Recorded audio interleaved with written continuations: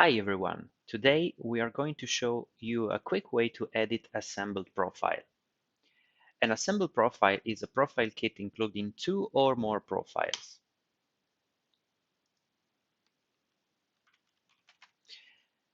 In this PVC profile, for example, you can see there are two parts, the outer part, which is the PVC, and the internal steel reinforcement. You can normally configure an assembled profile by editing and then clicking on Parts button. The list of components will be displayed and you will be able to edit each one if needed. The new feature is a faster way to do the same.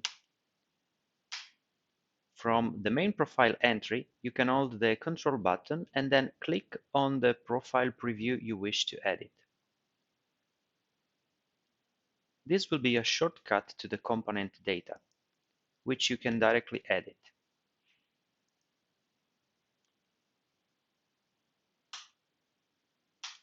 Thank you for your time and see you on the next video.